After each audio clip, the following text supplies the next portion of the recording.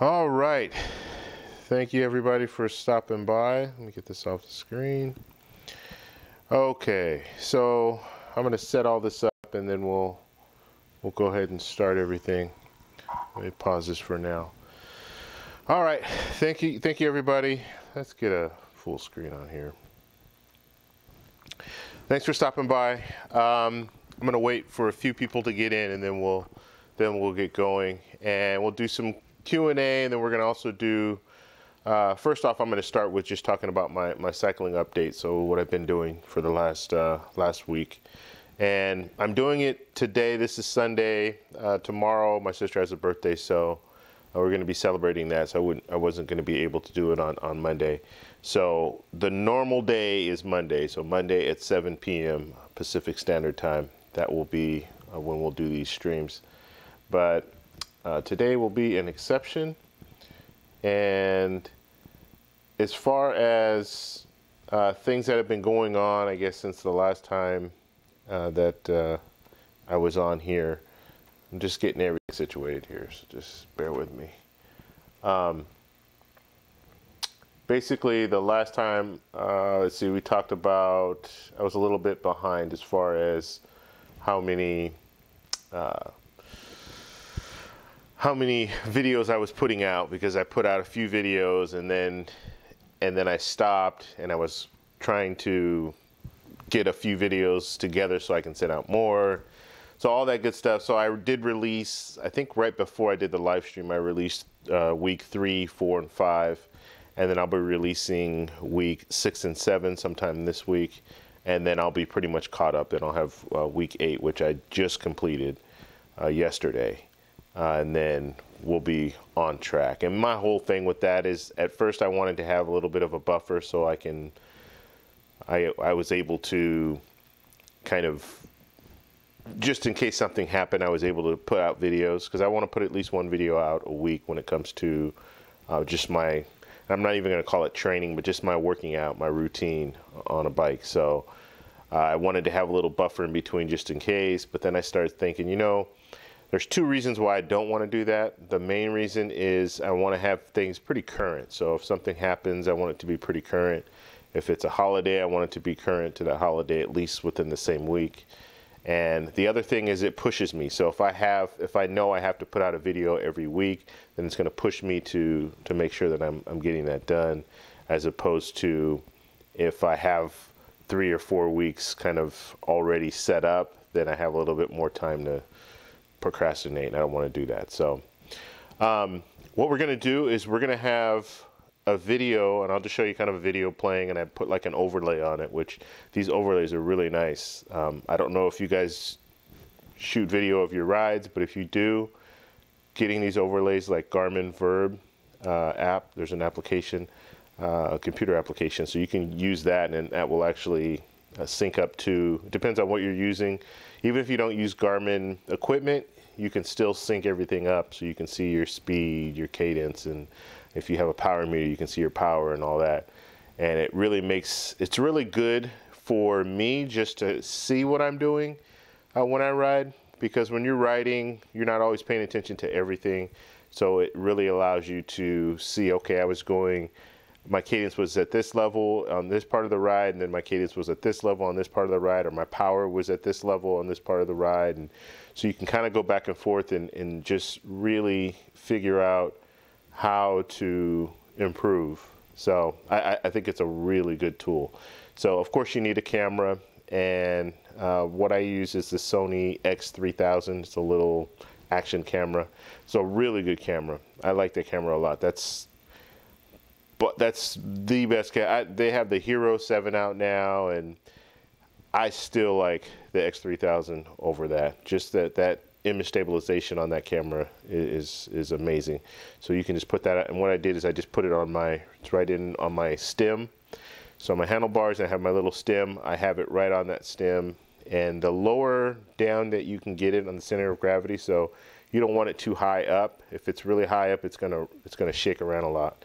If you have it down low, the lowest possible area that you can get it on your bike, it's better, because it won't move around as much, and it'll vibrate, and you'll be able to see it in the video. So So let's go ahead and get started. Before I do, let's see if there's anybody. It looks like there's like 3 people in here. Let me know where you guys are coming from, where are you guys watching from, and then we'll get started. Now, as far as question and answer, what we'll do is we'll talk a little bit. So I'll talk a little bit about my updates, and then I'll take 5 minutes, and then we'll go over some of the questions and answers. And then we will watch some more of the video. Actually, I'm gonna have the video playing, I think, just in the background. So I'll have everything set up that way. St. Louis. Cool, T-Bar. Hey, what's going on, T-Bar? And then, like I said, I'll have the video play in the background, and we'll kind of go from there. Fort Worth, Texas. Okay. What's going on, Chris?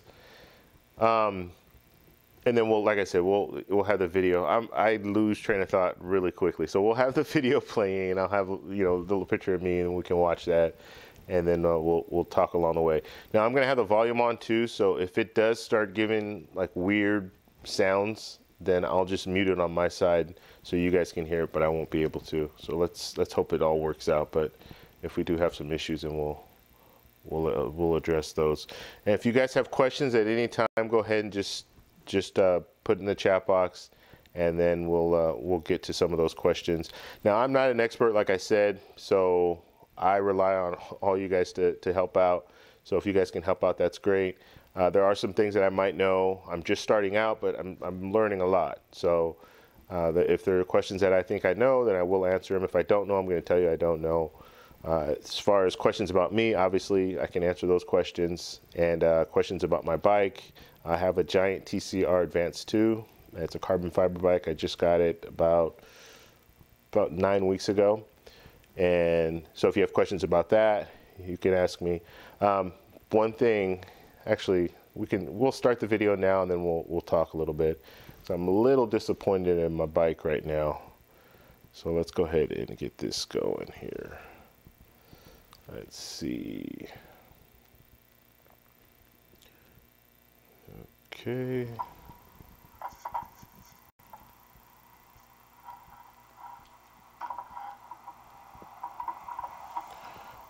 Okay, so we'll just have that in the background. We'll see how this works. Hopefully my computer to pick everything up. Let me know how the audio sounds, guys. So if it's all messed up, then like I said, I'll mute my end. And it looks like it froze already. This might not be an option. Ooh, it looks like it's really jumpy. Yeah.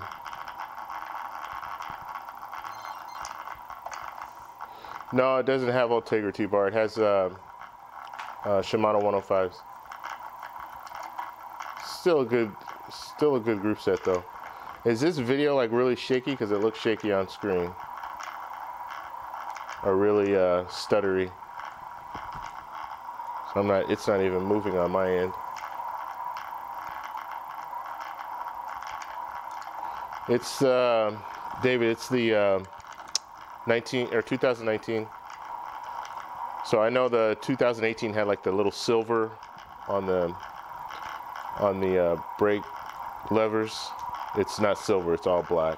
I wish I could show you guys, and I'll talk to you guys about that right now. Frozen on my end. Okay, so we're gonna stop this, and maybe I can make it a smaller window, because yeah, it doesn't look right on this end either. We'll try a smaller window, and then if that doesn't work, then we are gonna have to not do that. Let's see. Yeah, no, it's not gonna work. Even a small window.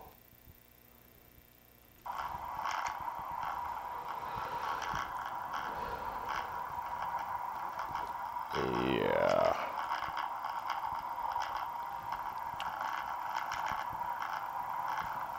All right, so let's just go to the questions while I'm trying to figure this out. Let's see. Frozen. Yeah, the group set's good. I like the Shimano 105s. I'm gonna be honest with you, I can't really compare it to Dura Ace or Ultegra because I've never used those. but I'm satisfied with it. I haven't had any issues with it. I mean, it's riding, or it's just fine. So if it's smaller, can you guys see the video? Video is playing better now. Okay. Only thing is, you have to see my junky backdrop there. Let's see. Full screen. No, we don't want to do that.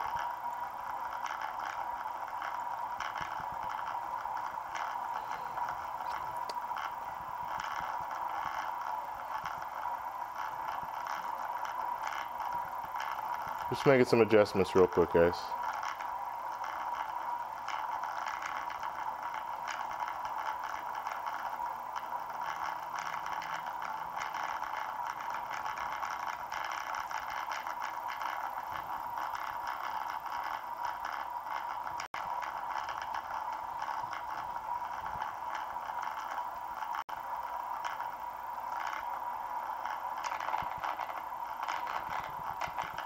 All right.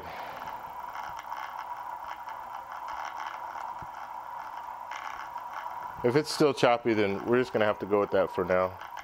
So I don't know. I'll have to next time I'll set it up a little bit better, but my computer is really not able to handle it right now. Okay, so basically the last week, I've been obviously I've been riding. I did have some issues last week where I wasn't feeling well, so I did take a few days off. And just so you know kind of my schedule, so I usually ride from I work Tuesday through Friday, I ride Saturday, I ride Sunday, and I ride Monday. That's generally my routine. And usually I split it up, so my first day I ride between 10 to 15 miles on the first day, and then the second day, so Sunday, I like to do a longer ride, so I'm in the neighborhood of between 30 and 50 miles. And then on my last day, on Monday, I usually ride, it's like more of a recovery ride, so it's usually around 15 miles. So that's been my routine for the last 8 weeks. And last week I wasn't feeling well, and so because of that, I decided I rode one day, so I rode 13 miles, and that was on, I think it was Sunday. Yeah, I believe it was Sunday. So that's been my routine. And this last week, so just yesterday actually, I rode, I think it was like 10 miles. And then today I got out and I was riding, and I went to the Santa Ana Trail. And I don't know if you guys live in Orange County, you probably know what I'm talking about, but it's a really nice bike trail. It's like probably one of the better bike trails in this area. And I did that one, initially I did it a couple weeks ago, and that's when I went like 50 miles. And so I decided to we were gonna do 20 miles today. And so I get almost, we're probably about a 14-mile mark, and we were on our way back, and I hear like this loud ting, like someone, like it sounds like a rock or something hit my frame. So of course I'm a little paranoid. I have a carbon fiber bike. I want to make sure I didn't damage anything. And so I pull over and I started looking at the frame. The frame is fine. There's no issues with the frame. And then I started looking at my spokes. And I had a situation that just happened, 3-4 weeks ago, where I was taking my bike out of the back of my SUV, and it got snagged on, I have like a little safe in there. It got snagged on the safe, and it broke the spoke. And so I know what that sounds like. So when it happened again when I was riding, I'm thinking, okay, it sounds like it was a broken spoke. But the first thing that I'm concerned with is the frame, so that's what I checked first. And then I looked at the spokes. Sure enough, I broke one of the back spokes on the back tire, or the back wheel. So now I'm frustrated. I'm 14 miles out. Luckily, the bike was still good. Like, as far as the wheel was still straight enough, because the last time that I broke the spoke, the wheel was just all off. I couldn't even, when you roll the wheel, it was rubbing up against the brake pad. And even when you open up the the calipers, like the brake pad, it would still hit. That's how messed up it was. So in this situation, at least it was good enough that I could still ride it. And so I went ahead and rode it real slow, but rode it all the way back. And then I took the bike to the shop. So it's in the shop now. They're not gonna, it won't be done until Wednesday. So I'm not gonna be able to ride tomorrow, which is really frustrating because it's like,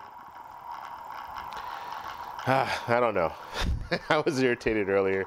I'm over it now, but I need to get to a point where I learn where I know how to fix things, so I can start doing some of the stuff. And I don't know how hard it is to fix spokes. If you guys have ever fixed spokes, please chime in, because I'd love to know your experience with that. But yeah, I'm pretty frustrated because now I won't be able to ride tomorrow, and I won't even have the bike back until Wednesday. So I probably won't ride again until Saturday. And so it's just, yeah, it's a frustrating thing. So let's see, keep it going. Okay, so the video, are you guys good with it? Are you able to see everything and it's not that choppy? And how's the audio too? Is it okay, or? Because I can just keep it going, but if it's really laggy and everything, I don't want to have it all messed up in the background. So let's see.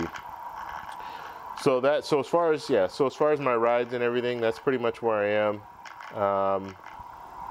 It'll only be, well, we'll count Sunday. I'm gonna start doing this right too. So Sunday starts the week. So Sunday was today, that starts the week. That's week 9. So I'll ride today, and then I'll probably won't ride until Saturday. So that'll be my next ride. But yeah, and just so you guys know, this video is from Long Beach. Long Beach, pretty much kind of, they call it like the boardwalk. It's just right on the water, and it's a nice ride. Like it's a nice ride, but there are a lot of people everywhere. So it's a little nerve-wracking. It's actually probably, let's see, what are we saying, David? Let's see here. T-bar, the problem with fixing things or so, all things and tools. Yeah, it probably does end up being cheaper, T-bar, but I don't know. I'm like a hands-on person, and I get frustrated, and it's not about money when it comes to a lot of this stuff, fixing stuff. It's just more about, I just want to get it done, and I want to know how to do it. That way, if I'm in this situation where I have to take the bike to the shop, and usually they're pretty good, because I had this happen before, and he was good. He fixed it the same day. I didn't anticipate that he would fix it today, only because I took it in. It was like almost 2 o'clock, and they close at 4. But I was hoping that he would have it done by tomorrow morning. But the situation that I'm in right now is, I would love it if I knew how to fix it. I could fix it tonight, and then I can ride the bike tomorrow. So that's my only real thing. So it's not money. I would pay a little extra just to know that I'm able to fix situations like that and not have to deal with waiting for people. So that's kind of my take on that. Let's see, David. I got the bike scooter once, destroyed my front wheel. Either around the world. Yeah. Okay.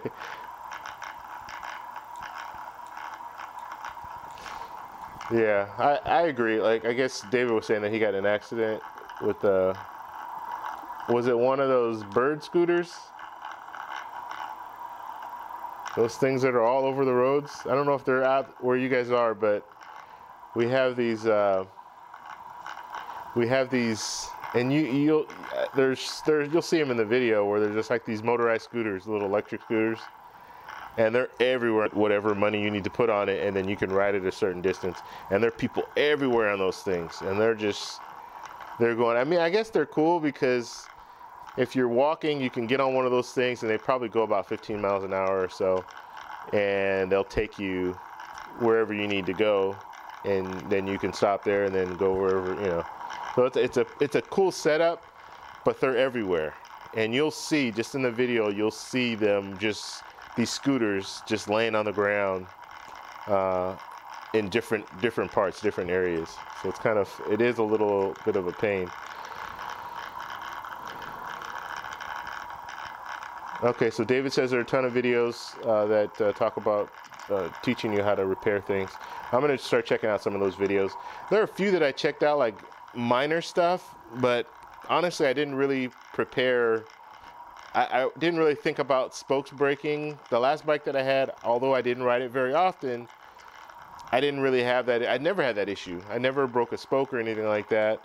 I do realize the tires that I'm using are a lot smaller, and I'm pretty big, so I'm probably not helping the situation when it comes to that. But yeah, I'm gonna have to start looking at some different videos and figuring things out. I've even thought of getting a different group or a different wheel set, just to have two. So that's another thing that I'm thinking. So we'll see. All right, let's see. Vespa scooter. Okay, the Vespa scooter. Okay, Vespa.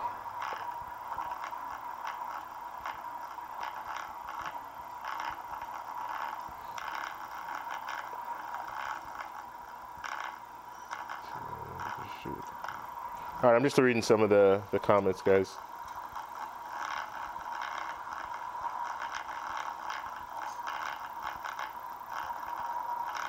Okay.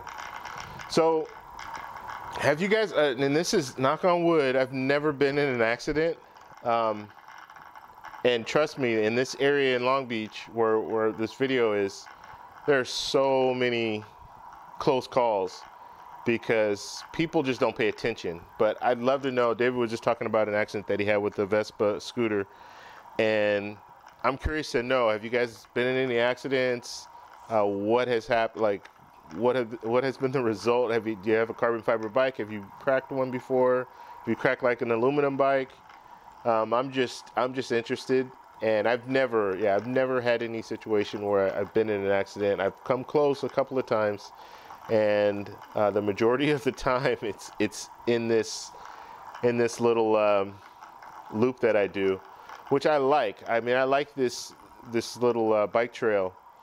But you just have to be alert, and there are just people everywhere, and they don't pay attention. That's my thing. Like, you see on the bike lane, you'll see people just walking down the bike lane like it's nothing.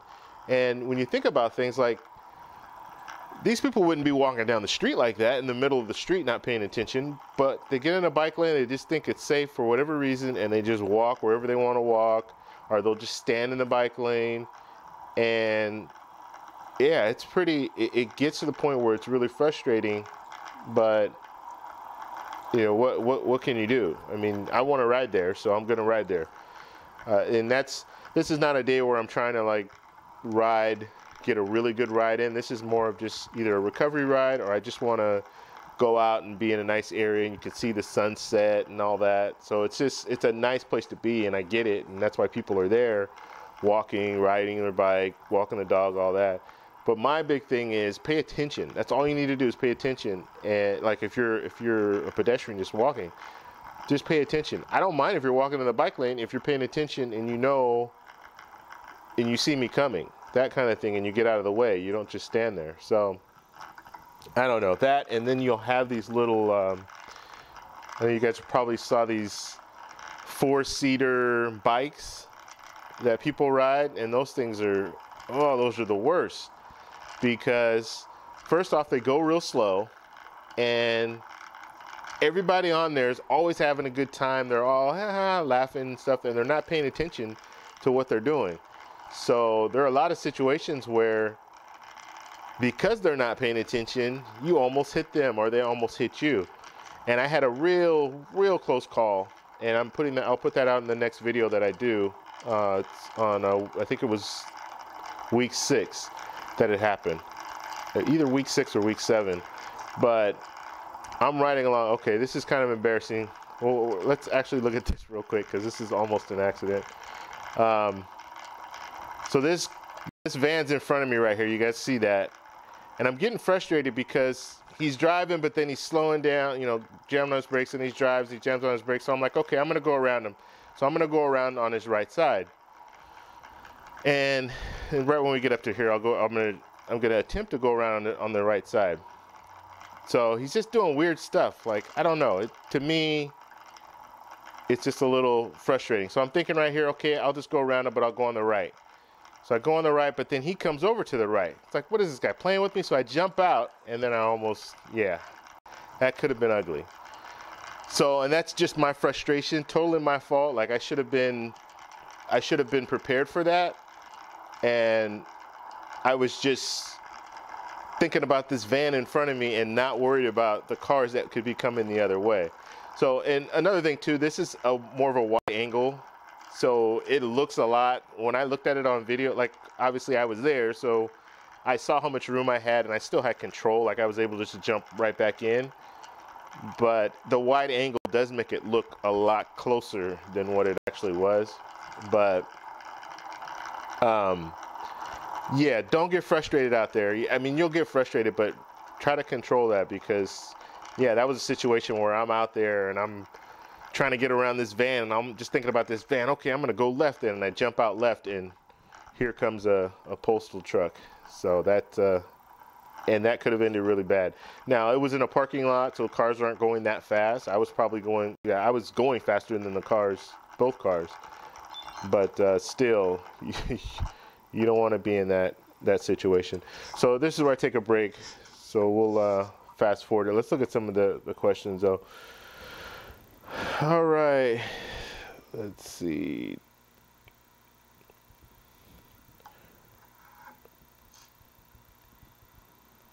You had locks and wrecks on your mountain bike.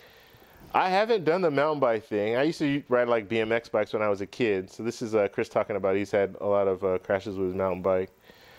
And that's the one reason I don't want to do mountain bikes, because I don't want to get in, I'm too old to get in crashes, okay? I don't know, my recovery time is not like it was when I was a kid where I can just bounce back. So that's that's not something that I'm interested in mountain biking, but I don't want to be in situations where I'm falling down and all that stuff on rocks and things like that. Let's see. Chris also says, I have tons of okay, that's the same one. Michael, no accidents, knock on wood. Yeah, me too. Always be alert. Take precautions, intersections. Yeah, I agree with that. So, okay, let's fast forward this. This is all work stuff.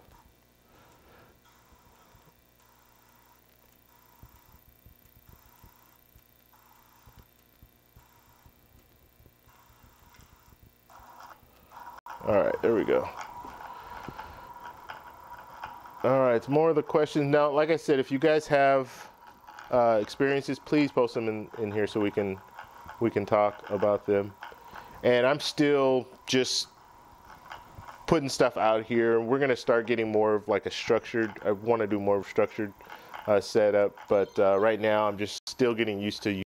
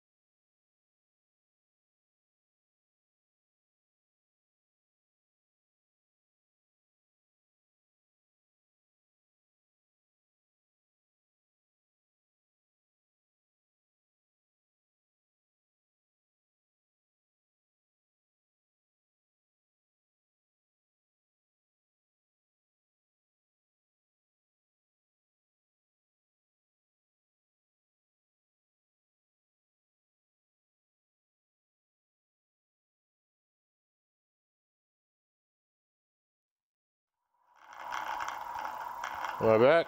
Nope, still gone.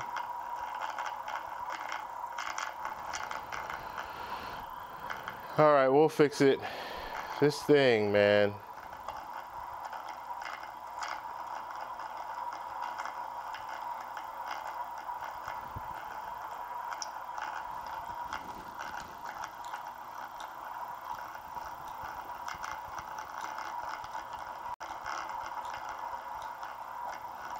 You don't want to see that.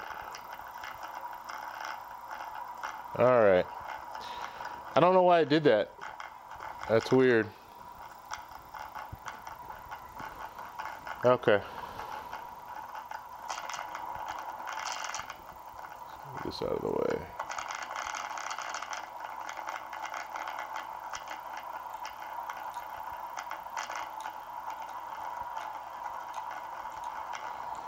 Yeah, I'll fix this up next time because I don't like it the way this looks.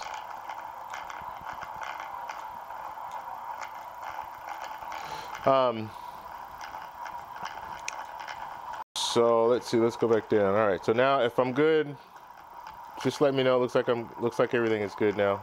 You see me on the video and everything. Okay. Yeah, I'm still working out the kinks, guys. There's a lot of different things that I didn't even anticipate having to deal with. So this is on my way back now, and this is a nice little. It's like 8 miles, 8.6 miles or something like that. So it's a good ride, just for me, just to get out, get my legs warm. Usually takes me anywhere from 35 to 40 minutes to do, and might even take me a little bit more than 40 minutes. I'm not sure. And this was a ride. This was like 2 or 3 weeks in, so this is a while ago, and yeah, it's a good ride just for me to get out and do something. I like to do longer rides now, but I'll always go back to this just because I like riding out there. Like it's really a good place to ride just because it's good because it's busy, but it's bad because it's busy. But I just like being around people. Like I don't want to go. There's some riverbeds that you can go, some bike lanes that are in riverbeds, and you're the only one out there. Like you might see 2, maybe 3 people the whole time that you're riding, and I like just to have, people around me. It just makes me feel a little better when I'm riding. I don't like to be out just by myself. So that's one of the things. So if I don't have any, I guess what I'm saying is if I don't have anybody to ride with, I usually just come out here and ride. And there's another area that I go to that's over, and I've done a couple of videos where I go over a hill into the Queen Mary area.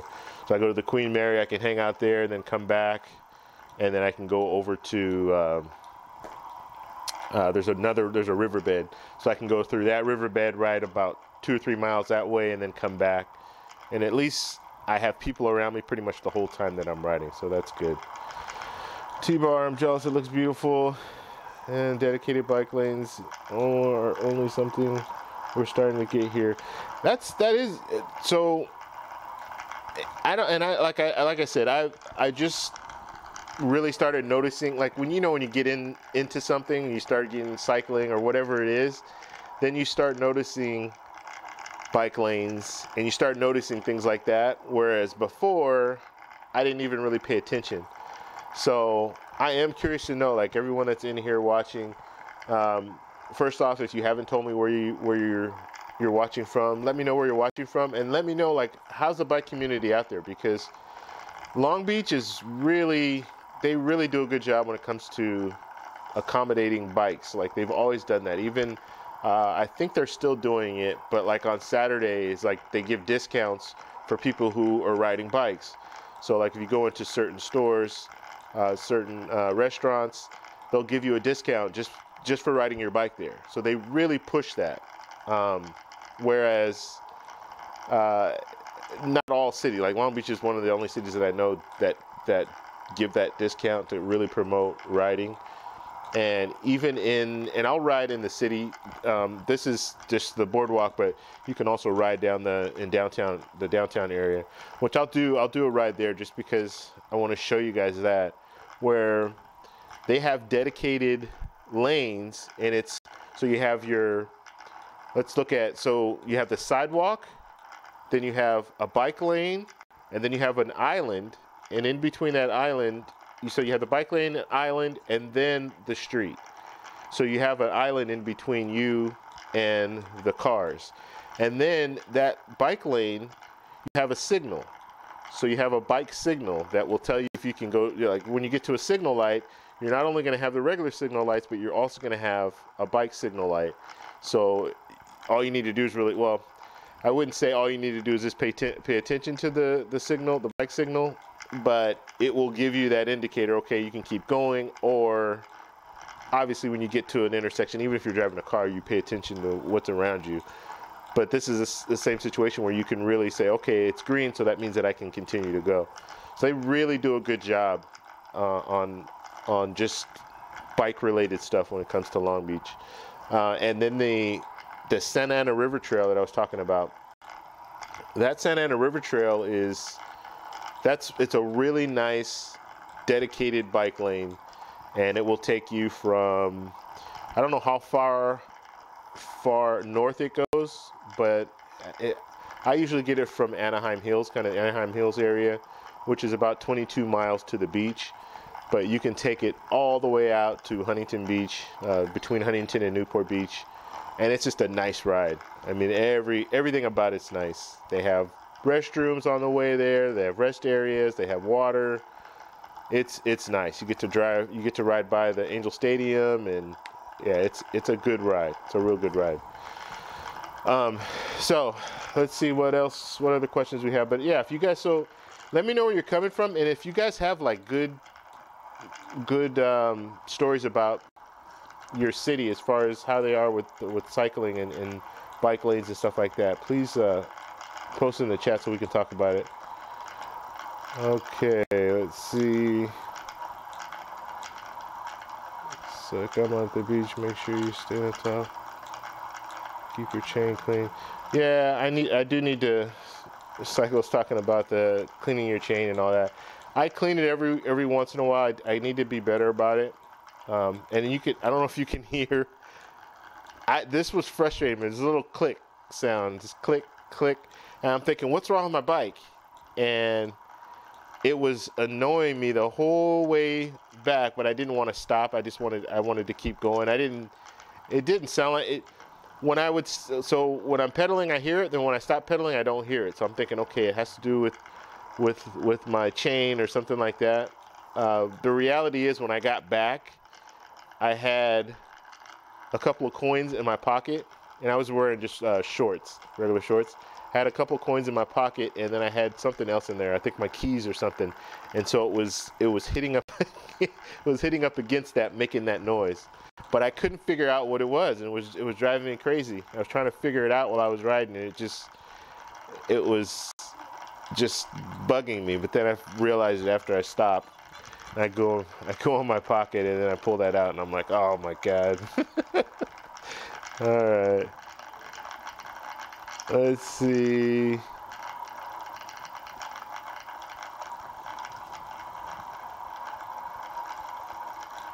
Here's a link to the Lightning Velo Cycling Club. All right, Chris. So where is this club? Is it out in California, or? Definitely is big biking, especially mountain biking. Are you talking about this Lightning Velo is in Utah?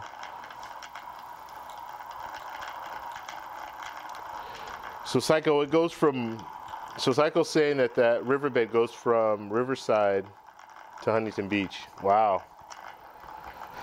I don't know if I'll ever go that other way then. I mean, I guess I could probably go out to like the Chino area, Corona, and then come back. I've never gone north. I've always just gone south to the beach. But I'd like to put more miles in, so I might do that. I might actually go around, do that route. All right, let's see. T-Bar, St. Louis, claim to fame is bike. Your biking is Katy Trail. Wow, 250 miles long. Now that's a trail right there.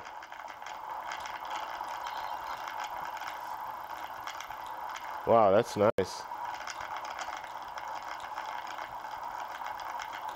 Oh, it's in Long Beach. So the Lightning Velo is in Long Beach. I'll check them out. I don't really know, like, what is the benefit of getting in like clubs? Because I don't know anything about clubs or anything like that. I mean, I see like on Strava, I have a few friends that are involved in these different clubs, and I don't know, like, is there a benefit to being in a club? Obviously, you probably can do group rides and stuff like that with them, but other than that, is there any real benefit, real perk to being in the club?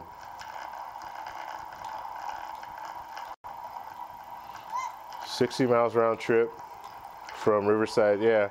So that's probably coming from Corona then, because where I come from, doing the Santa Ana Trail. We're talking about the Santa Ana Trail. I'm just looking at some of the chat here. So I started in Anaheim Hills, and it's marked. They have a marker on there. It's 22 miles to the beach.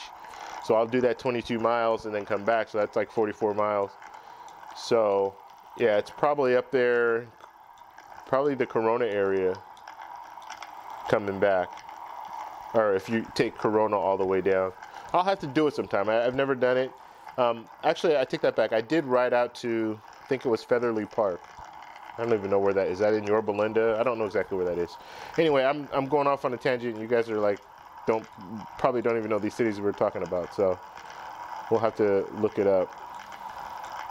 No, T-Bar, it's not a gravel trail. It's bike lane. So it's bike lane all the way out. And they had a problem. And I wasn't riding my bike at this time, but they had a homeless problem. That was a big deal in Orange County they cleaned it up probably about 6-7 months ago. But prior to that, they had a homeless problem. And you had this real nice bike lane, and you had homeless people that they set up camp all along. It's right by Angel Stadium. They set up camp all along the riverbed, and the bike lane was still there, and you could still ride your bike through, but there were just homeless people everywhere, and they had their tents, and it was a big deal. And there are a lot of different things that were going on, and I don't know all the politics and all that, but you have the riverbed, which is county property, so the city police really couldn't enforce, or didn't want to enforce, or what have you, I don't know, but didn't enforce the trespassing rules and things like that. So it had to go to court, basically. And then once it went to court, then they came down and they told the people that they needed to leave, and then they had plans. So they set up some different places for these people to go, as far as like housing and things like that. But they had to get them out of there because it was really bad. Like it made it to where people didn't want to use that trail anymore, because you just had homeless people everywhere, and let's just say there were a lot of issues there, drugs and just things that you don't want to have to be going through when you're riding your bike and stuff like that. So that was an issue. They finally got it situated though. All right, so looks like it's about the end of the ride here. Just doing my last little loop. So I am gonna go ahead and stop it. I don't think I took off, or maybe I hung a right. No, I actually went. Okay. So that's the end of the video. I'm gonna try to figure out how I can do this better, where I can just have the video. I can have the video play the whole video where I'm just in the background. Because yeah, I don't like doing it like that where it's all little small screen. So we'll figure that out. We'll get that all situated. Let's see, any other questions, comments, tips, all that. Green River Road. Okay, so yeah, I know where that is. Let's see. Yeah, the homeless. So just talking about the homeless, when it comes to California, yeah, we do have a homeless problem. I'm sure it's all over the country, but for whatever reason, yeah, it was all of a sudden too. Or I shouldn't say it was all of a sudden, but it's like homeless people from all different cities just like went to this central location. And that's what just made it a real big thing, because now you just had, and I'm talking, this was it was a city. It looked like a city of just homeless people. It was almost like we have in Los Angeles, we have Skid Row. It was like that. Like we're just people everywhere, just on the street. But they weren't on the street. They were in the riverbed, and you can see the riverbed from the freeway. And that's another thing too, that I think if a lot of people didn't see all these homeless people, it probably wouldn't have been a real big deal. But the fact that when you ride on the 57 freeway, you could see the whole encampment, and it just looked like a refugee camp. Really, you just have tents, and you have like these little, pretty much houses that they made out of just wood that they, had up against each other, and when you saw it, it stood out. And then I think the final straw was when they started moving closer to the actual Angel Stadium. So they were just right outside the gate of Angel Stadium. So you had the encampment, and then you had a fence, and we were just talking about a chain link fence, and it was like maybe a 6-foot fence, and then the parking lot of Angel Stadium. And so I think that's when it started getting that close, then they really said, we have to do something, because let's face it, it's a business. Angel Stadium, I'm sure, wasn't happy about having these homeless people right there. And prior to that, it was just people, just citizens complaining. But when it got really close to Angel Stadium, I think that's when they said that enough is enough, and we need to do something. So, and for a while, I mean, I give Orange County credit, because they really tried to work with the homeless people. I mean, they would have, and I know I'm going on a tangent, but it's kind of important just to note, but they would have like medical screenings and all that stuff, where they would bring these vehicles out there, and they'd have them out there. The police were out there. They had police presence out there, just making sure people weren't getting out of hand and stuff like that. But there was they didn't know what to do. Like you really can't arrest someone and not have anywhere for them to go. So even homeless in different cities, if they're out on the street, if there's an alternative like place for them to go, then you can arrest them for trespassing. But if there's no real alternative for them to go and they're just out on the street, generally they're not going to arrest them for that. So that's it. Okay, so let's talk about something else. So T-Bar asked about Zwift. I don't have Zwift yet. I don't have a trainer yet, and that's something that I want to get. And I talked about that in the last video. I do want to get a trainer. When I say trainer, I mean a bike trainer. So, the little bike trainers. I do want to get one, and I'm looking at the Wahoo the Wahoo Core. What is it? What is it called? Kicker. The Wahoo Kicker Core. That's what I'm looking at. $899. That's the one I have my eye on. And once I get that, then I will get Zwift, and I'll start riding on Zwift. I think that seems like it would be a lot of fun. And I don't ride, like my schedule, I only ride Saturday, Sunday, or Monday, because those are my days off, and I don't like to really ride during the week when I'm working. So that would be a perfect setup for me. I can ride Saturday, Sunday, and Monday, and then maybe pick up a day, ride Zwift on Wednesday, or ride Zwift on really increase my performance. So that's something that I will get, and that I'm hoping to get it before Christmas. But there are a few other things that have come out recently that I might want to get first. One thing is, and I'm all about photography and cameras and gadgets and stuff like that. I want to get that new Osmo Pocket. So I want to get that mainly for this channel, so I can do video. And I right now I use just the Sony X3000. I just have that mounted on the dashboard on my handlebars, like you guys saw. But the problem that I have with that camera is when I mount it down, it's fine. And I tried to use there's like a quick release tripod thing. You can just slap it on the quick release, or put the camera. I don't know if you guys can even see me. I'm getting down. You can put the camera down on this quick release tripod, mount, and then you could just flip it with your finger and take it off. And that works really great, but the only problem is it's because you have two pieces and they're right next to each other, it's not stable. So it moves a little bit and it makes a little clicking noise. And so when I'm going over bumps, not even really bumps, just on the road, just regular, even if the road seems like it's smooth, it's still rattling a little bit and you can hear it. And so it was bugging me. So I'm at a point now where I had to take the quick release tripod mount off and just put it on the regular mount. But that thing, if it's on the regular tripod, it's just a 1/4-20 and you twist it off. So I have to, if I wanted to take the camera off to do like a selfie where I'm talking about stuff while I'm on my bike, I have to twist it off and then talk and then put it back, twist it back on there. It's too much. So long story short, I want to get the Osmo Pocket.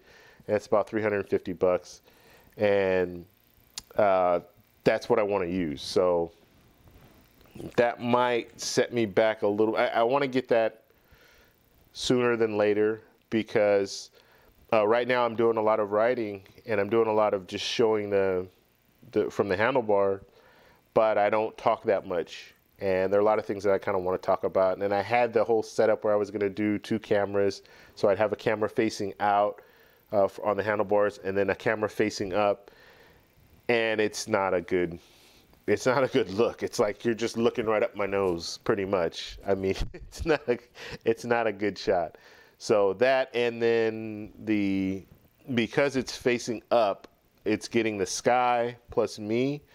And so I'm more of a silhouette because I don't know if you guys know anything about photography, and you can't really, with the Sony action cameras, you can't set it yourself. Like you can't do your own settings, but basically the sky is white and then me in the foreground. Because there's more sky than me, it's going to focus on the fact that the sky is white, and so it's going to underexpose me. So I'll be darker in the shot. So I was having those issues. So long story short, yeah, I want to get the Osmo Pocket. I don't know if you guys if you're even into cameras or video cameras and stuff like that, but I will tell you that camera is a game changer. Like that's something that will change a lot as far as the action cameras and stuff like that. You're going to see some of the other makers. I don't know if Sony's going to do it, but GoPro will. They have to respond to this. It's a small little camera. It's like the size of like a Coke can, and it has a gimbal on it. So, and it's all in one piece. So basically, you just pull it out, turn it on. It has a little gimbal, and you can walk around. And you need a gimbal to keep your shot really stable, and that's going to change a lot of things. And it surprised me. I didn't even know that they were even considering doing that. They do have some other, Osmo is DJI, so like the DJI drones.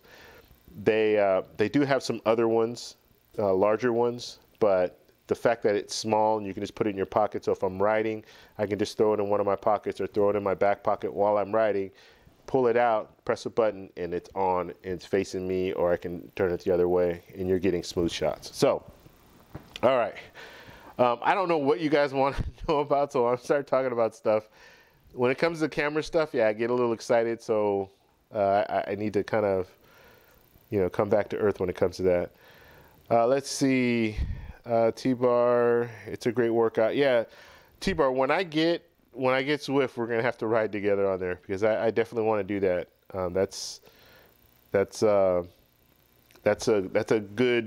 good way to work out, I think. And I don't know why I'm sure there are other people that have had some stuff out there like that, but just the whole fact that if you guys don't know how Zwift works, basically, and I'll try to sum it up even though I haven't used it, but just from what I've seen, it's basically like a Second Life, like that Second Life game, or like, I don't even know how Sims work, but back in the day you used to have the whole Sims thing. But basically, it's like a video game, like you're playing Call of Duty or something like that, where you are an actual character in the game, and this one is specifically about cycling, and I think they do running too now. So you get on your bike, you have a bike trainer, you start riding, and your power and your cadence and all that information is recorded. They have different training levels and things like that that you can do, and get your FTP, and there's just so many different things that you can do with it. But it's just a whole community of people that are out riding, and the cool thing about it is I can be in California and I could be riding with people in Australia, or riding with people in Europe, and all over the world, and you can chat with them and give them thumbs up and all that stuff. So it's a cool situation, like, set up. And Zwift is in Long Beach. Their headquarters is in Long Beach, which I found out, which I think is really, really interesting. I'm gonna have to go down there one day just to, I don't know, see what it's all about. But yeah, their headquarters, and basically I don't even think their headquarters is really that big, because all it is everything is online. They have all their, I don't know what they have, servers or whatever they have at their headquarters. Okay, let's see. More questions. Oh, the BART doesn't even let you. Okay, Dave. Okay, that reminds me of the Coliseum in Oakland, and the BART doesn't even let you out of the area. Just direct coverage. Oh, okay. Okay. Just looking at some more of the questions, guys. Let's see, some of these slipped down.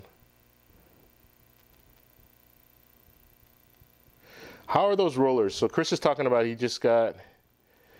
going to get a set of rollers. So have you used rollers before? And if so, like, what has been your experience? To me, for me, it looks dangerous. And basically those rollers it's just like it's like a treadmill, but not a treadmill, because all it is, you just have the rollers. So like, you don't have, like, think of it like this, like your treadmill will have the conveyor, like the conveyor belt or whatever that's called. And then it has the rollers that are spinning that conveyor belt. Well, the rollers on a bike setup is just the roller, and you put your wheel on that roller, and I guess you have to balance yourself and then start riding and then keep your balance while you're riding. I don't know. That just, to me, that's a recipe for disaster for me. I could just see myself being in here riding around and then slip and fall or something. I don't know about those. But I'd love to know, like, if you guys have had experience with rollers, please post it in the chat so we can talk about it.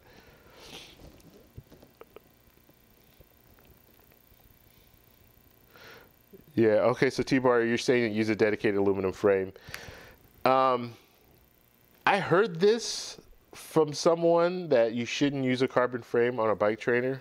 I don't know if that's true, but I think they say that I don't know, could wear your bike down, I guess.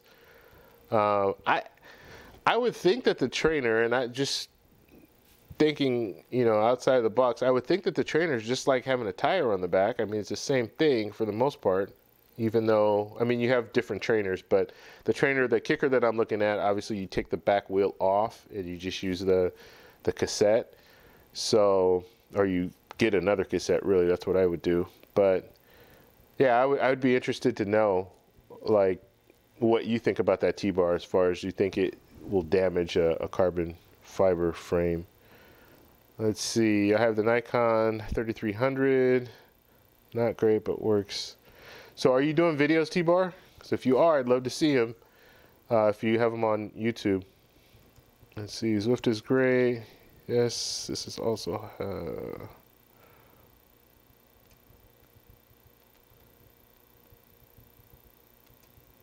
is it easy?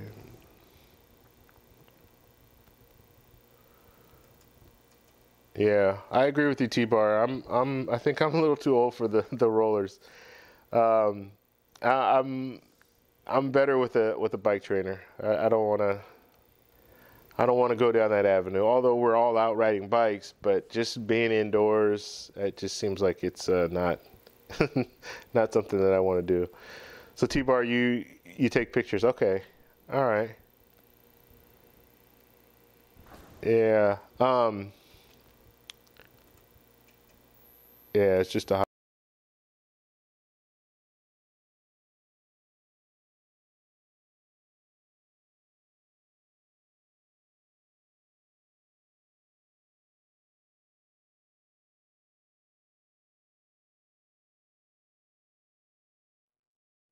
right now, but I'm going to try to jump back in. Okay. Am I back in yet? All right. It's actually my phone. I just hit my phone with my hand, and I have it set up so it will. I have it set up so I can focus, like focus on me, manual focus, but just hit it like touch screen. So I touched the screen and it kicked me out. So it'll come right back up right now. So, all right. So yeah, so the things, yeah, I definitely want to get. I want to get that. I want to get Zwift. I want to get the bike trainer. Those are the two things that I really want to focus on. But first, I do want to get the little Osmo Pocket for video stuff. Let's see. So have you switched to using padded cycling shorts yet? Yes, I have. I did get, let's see. Yeah, early on, even, I've, for those of you guys that don't know, and Chris raises a really good point here. For those of you that don't know, way back, I bought a bike like 4 years ago, and I was unsuccessful because I just didn't even give myself a chance, and I did a whole video about it. But I started getting bike shorts way back then, just because after riding it once, I was like, no, I can't. And especially when you're first starting out, your butt it gets even more sore just because your butt's not used to riding on a bike, getting on that little seat. So I started getting bike shorts back then, but my whole thing was I was just getting the bike shorts, the padded shorts that you wear underneath your like regular shorts. So I was wearing regular shorts, like kind of like cargo shorts, nothing aerodynamic or anything like that, just getting out there riding, right? I just, within the last 3 weeks, I just switched over to where now I'm getting the bike shorts, padded bike shorts that are the, spandex, that are tight and all that. I don't know. I'm uncomfortable with it now, even to this day. Like I'll go into a store, but I'm in and out. I'm not going shopping or anything, or I'll bring shorts to put my shorts over. I just feel weird about it. I don't know. I don't know if it's just me, but that's just it's the way I am. But so I did get the bike shorts. I've found that some padded bike shorts are better than others. And the bike shorts that I really like are oh God, I don't have them here. Let's see if I can open my screen up. I'll show you the ones that I have and the ones that I don't like, because there are a variety of different brands. Like you get online or if you go to the store, there's so many different ones, and some of them are really good. I'm finding some of them are good and some of them really aren't. Let's see.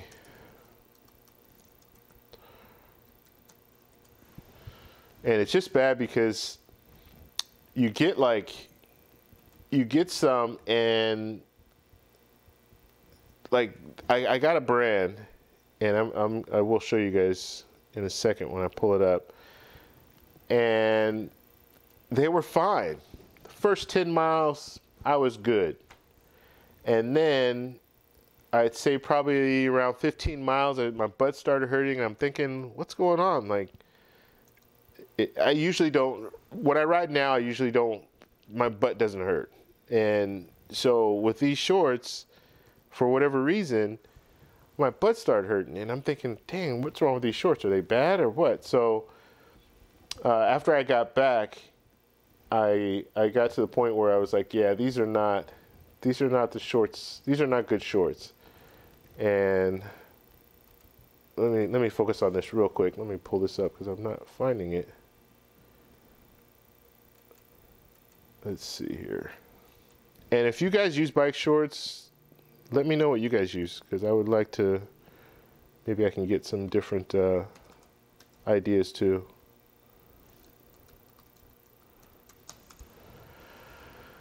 All right, let's see. No, okay, yeah, these are the... Okay, and another thing that I'm finding out too, it pays, don't go cheap when it comes to getting bike shorts. And a lot of stuff when it comes to cycling, and I think this is kind of across the board when it comes to getting products. There are a lot of products you can't really be cheap on certain things because you'll end up paying more in the long run. So let's open up this screen here. Okay, so let me minimize this. Okay, so these shorts right here, these Swallow shorts, I got these. So there's like, what, $21, and not happy with them. Not happy with them at all. They, they're not, the padding isn't very good. And they're comfortable as far as the knee, or the thigh area, it's comfortable, and that's one thing that I like too. Like they'll have the little, it's like rubberized, or it won't slip, so your shorts won't ride up on you. So I like that, but the padding, the butt padding is not, it's not good. It's definitely something that I wouldn't recommend these, and that's just been my experience. And I bought 2 pair. And I ended up returning one because I bought 1 pair, and what did I do? I bought 1 pair, and like I told you, and I'm being serious, I was a little uncomfortable about wearing them. So I didn't wear them right away. I waited. And because I waited, it was over that 30-day, so I couldn't return it. And so I got another pair right before I wore these the first time, and so I got another pair that were, I had another pair that were on the way, and so I used them, and I just no, I didn't like the way they felt. So these I would not recommend. However, these are really good. So these I don't know, Spoonid, or I don't know what the name of this brand is, but these are good, and I will be getting another pair of these, or actually probably 2 more pair. But these are really comfortable. The padding is really good. So when you're out riding, I mean, I rode 50 miles in these, and I was fine. Like I didn't have any issues at all. Like my butt didn't hurt one bit. But I would highly recommend these. And any time that I'm going on a ride where it's a long ride, like I can still wear those other ones. And I just wore them yesterday. I just wore them yesterday because I went 10 miles. I knew I was going to do a short ride. I wasn't planning on doing anything long, and so I wore those. I wore the Swallow ones because I have them now. I can't return them, so I might as well get some use out of them. So I did wear them, and they were fine. Like I didn't really have any problem. The 10 miles is good. That's about their limit. You can't go past that. But these are really good. I would really recommend those. And when you think about it, okay, it's $31 as opposed to $21. You're paying the 10 extra bucks, but you have that comfort. Like they have those dialed in, and even like the way they fit is better. They have the other ones that I have, it has a non-slip like on your thigh area, so down here where your thigh is, but these are rubber. Like it's like rubber. It's like a rubber band. It almost feels like it's not real tight, but it's like rubber, and so it really keeps your pants from riding up. Then you have the rubber on the top as well, so it'll keep it from coming down. So these are highly recommended by me, and I'm just saying that I'm not getting any kickbacks or anything from them. Although you know what, I can post a link in the description. It's affiliate link, of course, but other than that, yeah, these are definitely recommended, and you really need to look at what's going on when it comes to like bike shorts. Don't go cheap. Because if you go cheap, you're going to pay for it in the end. That's just the way I feel about that. Okay, let's see. Let's look at the chat here.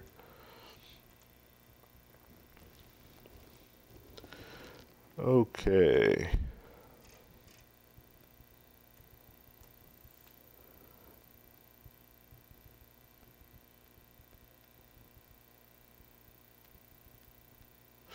Yeah, so T-Bar's talking about spending 150 bucks for shorts. Yeah, you know, it gets and that's the thing. Like, I guess you have to kind of find the sweet spots and find things that work. One thing I like about getting on Amazon, it's hard because you're buying clothes on Amazon, so you don't know how they're going to fit. But one good thing about getting on Amazon is you get the stars. Like, they'll tell you the reviews. So people will put reviews, and they're generally pretty good about putting reviews on things. And so I really highly look at the reviews. And let me switch back to my screen real quick. So, like, for example, these shorts, I look at the reviews. So there's over 1,000 people have reviewed this, and it's, 4.5 stars. So I know it's a good product. And I don't even know. Let's look at the other one. Let's see what the other ones show. Okay, the other ones are 4 stars. But you see the customer reviews, there's only 3 customer reviews. And I've sold on Amazon before, and I still sell products. Like, I have prints and stuff that I sell on Amazon. Now, 3 reviews, that's your friends, pretty much. Now, so that's what I look at. So if you only have 3 reviews, yeah, it's 4 out of 5 stars, but there's only 3 reviews. So I look for things that have a lot of reviews, so thousands of reviews if I can get that, and then you have all the stars. So I know the product is pretty legitimate. But the drawback is you have to get them online, so you're not able to try them on.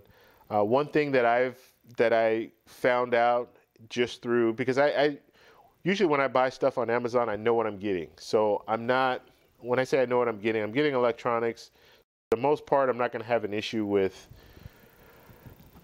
It's never an issue of fit, right?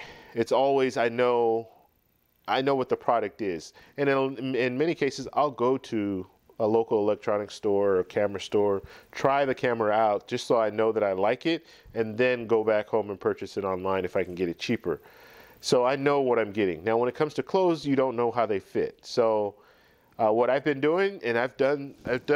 Actually, I have a couple of clothes here that I need to return. We'll talk about some jerseys too. I will order them, try them on when I get them here, and if they don't fit, I go to Kohl's. So the department store Kohl's, and I've never gone to Kohl's before to shop. I'm not a big shopper when it comes to clothes and all that stuff. But I'll go to Kohl's and return them. So you can return them at Kohl's, and then they'll give you like a 25% like discount, like a coupon or something if you want to shop in the store, which I never do. But so I'll go to Kohl's, I'll drop them off there. You don't have to pack them or anything. You just go there, and I don't know if this is at all Kohl's, but at least in California, that's the way they set it up. So I'll go there, I will return them there, and then I'll just keep doing that until I find something that I like. And that's what I did here. So I did it until I found something that I liked, and then I went with that. Now, I do have a vest that I got, which I'm returning. We're turning this into like a, just thing came off here. We're gonna turn this into a haul video or whatever you call it. So I got this vest. I don't know if you guys can see this. Yeah, let me put it full screen here so you guys can get a full picture of this. So I got this vest here, and it's whatever that name is. And I was okay with it. And realistically, I'm still okay with it. I haven't decided 100% if I'm going to return it, but I don't like the pocket. The pocket is very, very flimsy, very weak pocket in the back. And I don't want to put my stuff in here and then find out miles down the road that I lost something because this little pocket opened up. So that's my concern with this. But as far as the vest itself, it's okay. I mean, it's fine. But but it's just the pocket. And this is stuff that you wouldn't know until you, either if you were in the store and you were checking it out, or you went there, or you ordered it and it didn't work out for you. So I'm probably going to return that. These are, oh, I haven't even returned these. I'm returning these. These are the swallows right here. This is the other ones that I had that I just ordered, and I will be returning these. I thought I already returned these in, but I didn't. And just, I mean, the padding is just not, it's just not there. I don't like it. It's not comfortable. I didn't even try these on. Like, I got it after wearing the other ones. I knew that I didn't want these, so I didn't even try them on. I'm just gonna return it. And then I got this shirt here, and I don't know. This one, it just doesn't. It doesn't fit me. I don't like it. I don't like the way it fits. And I sound like, I don't know. I sound like a lady talking about clothes. But yeah, I just don't like the way it fits. Everything else, I mean, the pockets I do like on the back, and this is the brand right here. The pockets on the back are good, and I like that, but I just don't like the way this fits. I should have gone one size bigger, and I might do that, but I will return these just because I don't like it. And I'm kind of, I don't know. I'm thinking, just like, was it T-Bar that said that? If I lose a little weight, I might be fine with it. Let's see. Oh, God. I lost my chat here. Let's see if we can pull that up. Yeah, so it's possible that I might keep it, but let's see. We're out of our chat here.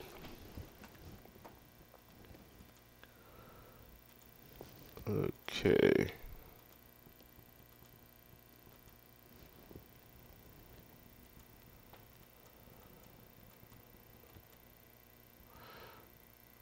Okay.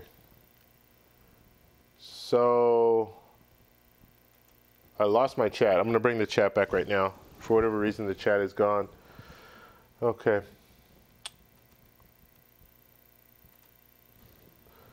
All right. So I was looking for the chat. For whatever reason, it was gone. So I do like it. It's just it's too tight for me right now.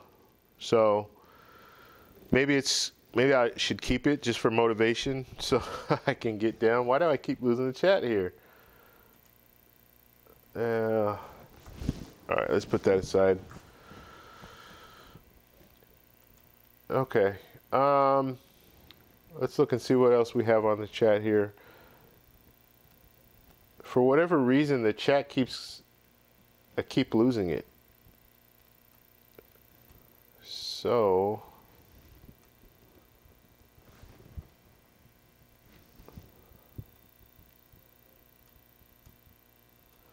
let's just give that a second for the chat to come back.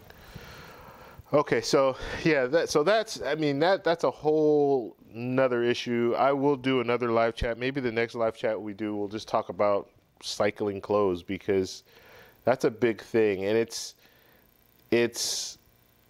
hard because that stuff does get expensive. If you go, like I go, there's Performance Bicycles in Long Beach, so it's pretty nearby where I live. I go in there and I look for just clothes, and T-Bar's right, man. The clothes are $80, $90 for a shirt or for some bike shorts, and I'm thinking there's no way that this stuff is worth that. I mean, it just doesn't make any sense. So I usually will go in to this shop, and they'll have their clearance rack. I'll look at the clearance rack and see if I see anything. And I actually did get some mountain bike shorts, which I like a lot. So in situations where, let's say I'm going to go ride, and then I'm going to do something later on that day, and I don't want to have to change clothes or what have you, then you get the mountain bike shorts, and they're like shorts, like regular shorts. They remind me more of like swimming trunks, but they are really stretchy. So when you're riding, you don't have that resistance of like, you know, you're able to what's the word I'm looking for? Move your legs freely, because it stretches a lot. So, all right, let's look at some of these questions here. So we're at the 150. Let's see. Cycle. The biggest issue with cycling shorts is there is no standardized padding system in such personal feel. Yeah, that's true. That's true, Cycle. So there's no real standard when it comes to the padding.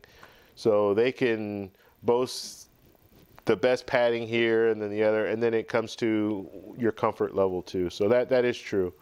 That is true. I have a cheap pair of Canary shorts, about $50. $50 is cheap, I guess. Nothing, yeah. Let's see what else, what everybody else is saying here. Recommended purchasing apparel, basically find the apparel works for them. And let's see.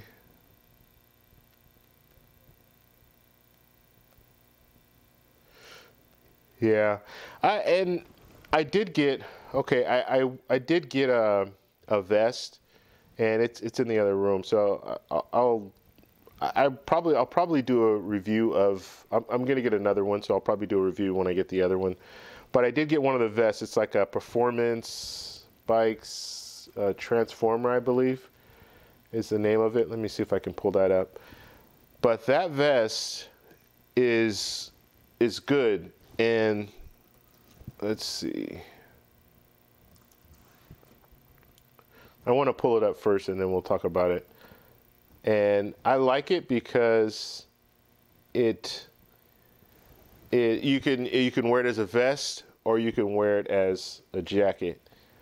And that's something that I wanted. That's something that I was looking for. And the main reason is you really have two options as far as how to wear it.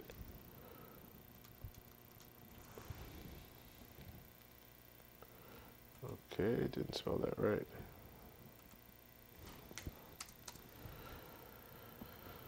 So yeah, it is. Oh, it's not coming up. All right, I'm gonna do a video on that anyway. So like I said, we'll probably do a live stream where we just talk about clothes. But I paid $89. I think it was 10% off, or maybe $10 off. So I think I got it for $79. But they didn't have it in the store, so I had to order it to be shipped, and it came to about $90 to get that. And I wanted to get it like right away, because I think I purchased it on a Wednesday, but I wanted to have it for my ride on Saturday. So I paid a little extra, and it's good. Like I'm happy with it. That's definitely. I mean, I paid a lot of money for it. I mean, I consider that a lot of money. $90 for a vest / jacket, but I like it. It's good, and like I said, the pocket was my main thing. So it has a pocket in the back, and the pocket in the back it's a nice pocket. It could be better. There's some things that could be better about it. And like I said, I'll do a review once I buy I'm gonna buy another one probably in a couple weeks, and so I want to kind of do it when it's like brand new. So I'll do a review of that just to show you guys. It's good though. It's a good jacket, or good jacket / vest. But yeah, you do have to pay money sometimes. Let's see. T-Bar says, that's what I think, Chris. Okay, so you guys are talking about the cost of jackets, looks like, or the cost of clothes, it looks like. Okay, Psycho's saying that gel padding is good for rides between 5 to 8 miles. The problem with gel is it settles. When it settles, it spreads. And that sits on your bone. Okay. All right. So Psycho, what would you recommend if you're riding more than 5 to 8 miles? Because I don't even, honestly, like the ones that I'm using, the Spooned ones, it says gel padding, but like I honestly don't even read the stuff, and maybe I should start doing that. I do know that that's comfortable for me, and I was able to get that a nice long ride with it, and it was fine. Soreness and fatigue, just FYI. Let's see, Chris, if you go to the bike shop for a short, sometimes you can find great deals on $150 bibs for $50 off or 50% off. Yeah, and I usually, Chris, when I go to these bike shops, I'm mainly looking at the clearance rack.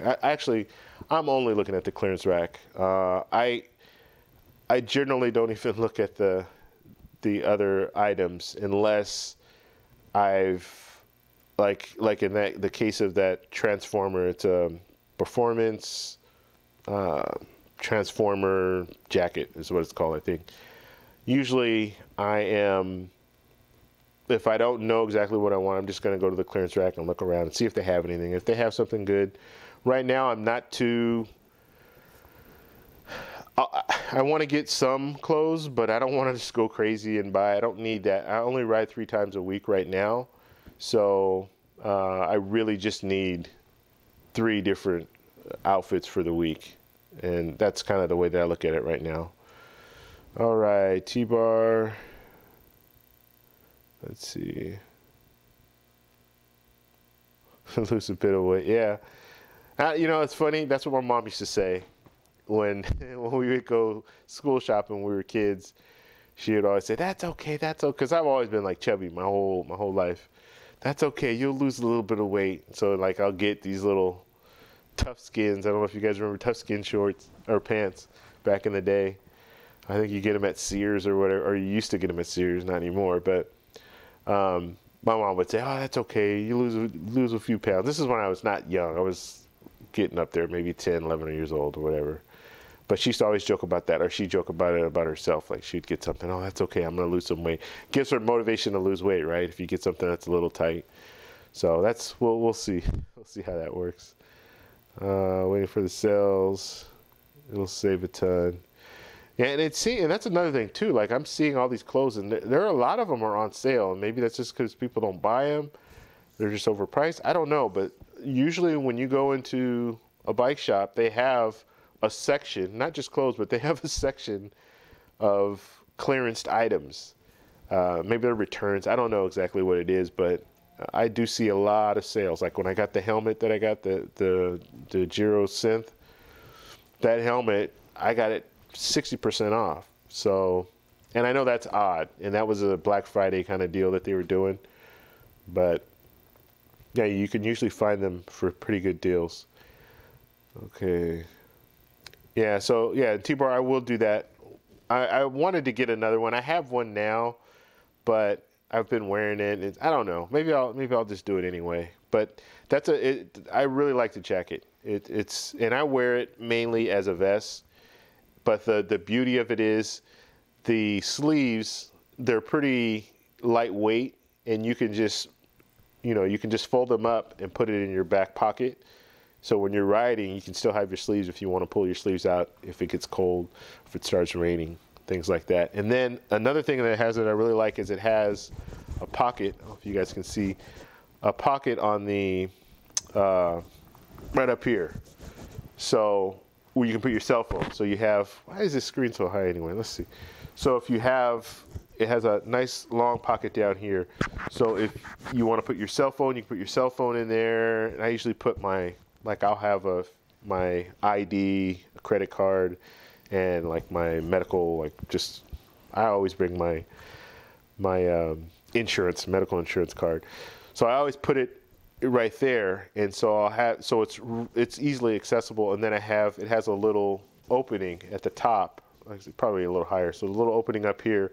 So if you want to have like your headphones, if you don't have Bluetooth headphones, if you want to have headphones, you can pull it out and have it go right through and into your ear. So it's a good jacket, definitely a good jacket. And I've seen it on Amazon. Actually, you know what? Let's look at it on Amazon. We can do that. I just tried to find it real quick on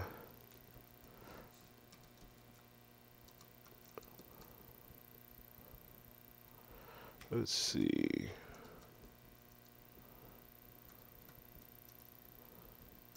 But it was cheaper on Amazon but they didn't have all the colors and all that, so that could be an issue depending on what colors you. And I honestly, there are a few different. I think there's only two different colors, one black and then one I think like a fluorescent yellow or something like that. I'm not interested in the fluorescent yellow. So, okay, yeah, they have it on here. So let's open this up. Okay, so this is the jacket here that I'm talking about. And see, it's $69. Now, if you go on the Performance website, it's either $79 or $89. So it's a little more expensive on their website. So it's like $89 here. But for whatever reason, they're selling it for $69 here. And you see they're different sizes. So if you want to get an extra large for whatever reason, I guess they're trying to get rid of the triple X. For me, I wear the triple X. And that's one of the things that I'm learning too is buying clothes, cycling clothes. I usually wear a double X. Like all the clothes, like shirts and stuff like that, jackets, it's usually a 2X.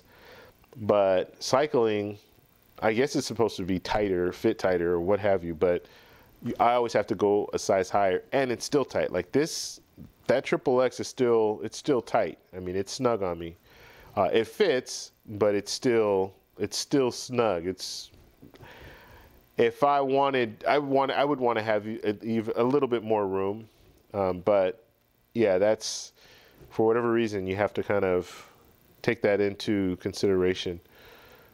Let's see. I keep losing the chat. Okay, let me move it over here. Every time I open this stuff up, I lose the chat. So, all right. So this is the jacket. And like I said, I'll be getting another one. And I might just, if it's $69, I might just order it on here. I have Amazon Prime, so I might go with just ordering it on here. But like I was saying, so the back here, and this is the one I have, the black one. So you have your pocket back here. One thing I don't like about the pocket is it opens up on the sides here. So you have this side here opens up, this side here opens up, and it goes all the way through. There's no wall in between, which I wish they would have put a wall in between, or maybe even separated into 3 sections. So you have a middle compartment, and then you have this side, and then this side. And then this middle compartment is just something, just open at the top where you can just throw things in there really quickly. I don't like that it goes all the way through, because you can have one side zipped and then one side unzipped and not realize that the other side's unzipped and put something in there and then it comes out on the other side. And so I'm just, I wish it would have had the little different compartments. If I had, any say in the matter, that's one thing that one gripe that I would have. Now you have this back here that opens up. Now these sleeves right here, they come off. So the sleeve and this back part comes off, and on the inside of it, it's just the mesh. So it's a mesh kind of like this. So you just have that mesh on the inside, and then you wear a shirt underneath, obviously. So your back is not exposed. And then you have the front here, so you have the little pocket. And this is big. For me, I like how some of these shirts are, and this is a shirt, so that's not even really comparable, I guess, but they don't have a pocket on the front. I want a pocket on the front because I want to have my valuable stuff on the front, because I don't want to be in a situation where I lose something or something falls out. Like, that's my biggest fear. Like, I have it in the back, I'm riding around, and something falls out. I don't hear it when it falls, and now it's gone. So I want to be able to put my phone and put my wallet and all that stuff up in the front there. Then you have the little opening there where you can just put your earpiece through. And then you have this little opening here, or this little strap here, so you can put your little earbud through there, and then up into your ear. So it works. It's a good setup, and it's long. So like when you put it on, obviously it will, in the back it's longer than the front, so you have like a little tail, so when you're leaning forward and you're riding your bike, you're not showing all of yourself in the back there. So it's good. It's definitely definitely, I'll definitely get another one. And like I said, the only two colors that I've seen so far are the black and then this yellow, which I'm not really a fan of this yellow. Although it's good, I guess it would be great for riding at night. I don't know. I'm not into the yellow. It does have reflective, the black, both of them have, it's reflective. So you have reflective on the back where the pocket is, and then you have reflection, I believe the logo's reflective, and then this zipper, where the zipper is, that's reflective as well. So it's a really good design. I think it's going to last a long time, so I'm happy with it, but I'm just saying, when it comes down to it, you do have to put some money out there if you want to get some good quality stuff or really know what you're getting. So like the Spoonade thing, that's $30. It's not very expensive, but I'm happy with it. So if you're happy with it, it works for your body, then go with it. All right, let's look at these last few questions here. And let's see, I wouldn't get worried about what you're wearing as long as it's functional and you're comfortable. Yeah, that's true. And I don't like, I want, it's just weird, like wearing it out. And that's what I try not to do. So usually when I go ride, I'll ride. And then on my way home, I might make a stop, but it's just a quick stop. 7-Eleven, somewhere quick where I can just get in and get out. I'm usually not going shopping afterward. And another thing too is I have my bike with me. It's in the car, and so I get a little like nervous about that. So I usually just do quick stuff. Quick stop to get something to eat. A quick stop to get whatever I need at. If it's a grocery store, I'll run in there and run out real quick, but. For the most part, yeah, it's a little, I don't know, it's a little uncomfortable, but I do see a difference. So I do see a difference in before I was just wearing my cargo shorts while I was riding, as opposed to wearing bike shorts and a vest or bike shorts and a jersey. I do see the difference, and it just, the setup is much better, and I don't have things. Like I used to just have my keys and all that stuff when I had the cargo pants, keys in my pockets, my cargo pockets and all that. And that bugs you when you're riding because you're constantly, they're rubbing up against your leg and all that. So it does free up a lot of that. And so I do definitely like it, but it's just to and from. That's, going there and then coming back and stopping off and all that stuff. Okay, let's look at some of these last questions here. David, okay, we looked at that. Chris, okay. All right, I'll look at that brand. What is that? Bond Trigger. The shorts I got compared to Amazon stuff. I got first like the difference between Chevy and Rolls. Okay, I'll look at that brand. I haven't heard of that brand before. Yeah, we'll look at that brand. Yeah, it's just, yeah, it's whatever you're comfortable with, really. Now, are these shorts? Are these? Because I pulled that up and it was like seats. Let's see.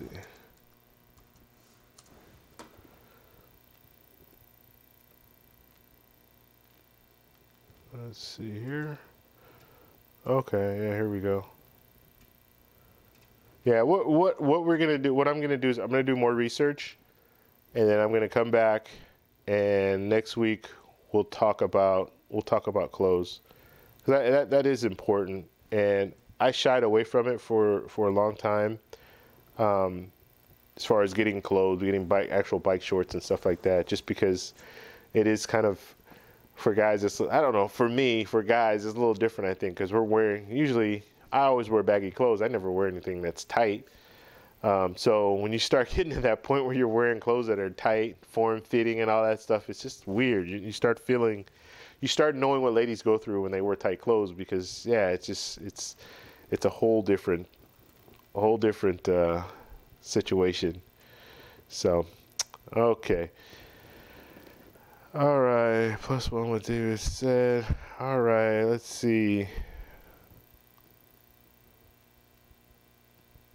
Yeah, that's true. Okay, so Chris is talking about writing in groups. One of the big benefits of writing in groups is you don't look odd because everybody else is wearing the same thing that you're wearing. So that's true. So I guess if you go into a store or whatever and there's 3 or 4 people in there and you're all wearing biker gear, it doesn't stand out as much, I guess.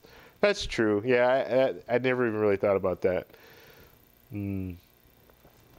And T-Bar's talking about the jacket. He likes it. He's gonna check it out. Yeah, it's a good jacket. I don't know if I need to find out where it's like Performance Bicycles is all over, but it's a specific it's their brand, or their rebrand, I guess you can say. But they're the only ones that sell that one, and that's the only one that I've been able to find. Actually, I think there's some other different brands, but yeah, it's good. It's definitely worth checking out. Okay, I always wear a pair of gym shorts over my bicycle shorts. Well, it's old fashioned when I'm too old. Yeah. Yeah, all right. Okay. Yeah, so what we'll do, I want to do a video on specifically on clothes. So like I said, either I'll plan it out, but if I could, the perfect scenario would be is I get the new jacket, and then I have it, and we can talk about it, and I can show you guys, the whole jacket. But so I might not do it next week. I probably won't do it next week. I'll wait until the week after, and then we'll do it. It'll be like a Christmas video, I guess. But yeah, I think clothes are important, and they do make a difference. And I remember before I was involved in riding bikes and all that stuff, and I used to look at people and think, why are they wearing these clothes? Why can't they just wear regular clothes? But it does make a difference, and the padding is huge. Like that is, you want to be comfortable when you're riding, and you don't want to get to the point where you don't want to ride because your butt hurts every time you ride. So if you can just increase that comfort level, that's good. Another thing that I like about wearing these jerseys and the vests and all that is when you're riding, you get hot. If you're wearing a regular shirt or a t-shirt, you can take the shirt off, which I'm not doing. but with the vest, it has a zipper on it, so you can zip it down to give you some more air, and it feels really good when you're riding and you zip it down and that air just comes right through and really cools you down. So there's some real good benefits for wearing that. And then the pockets are a huge thing for me because I can put a variety of different things. Like, for example, today we were out riding, and the girl I was riding with, her, and this is another thing too, I need to bring a tool, but her water bottle, she lost a screw in her water bottle holder. And so the water bottle holder, she had, because you have 2 screws in there, one came off, so she only had one, so it, just kind of went down like that.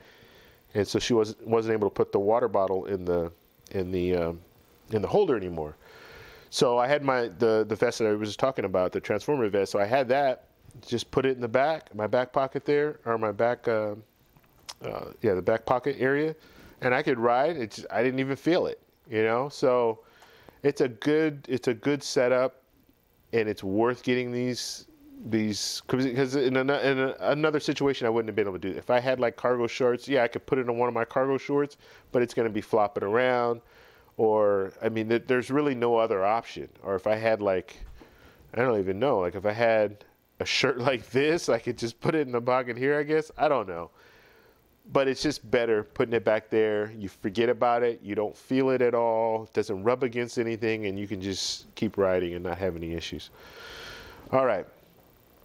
Let's see. Let's do a few more questions or a few more pointers and tips, and then we're gonna have to get going. Let's see, we have Performance Bicycles here too. Okay, where are you again, Chris? I forgot. Let's see, can't be unzipped outside.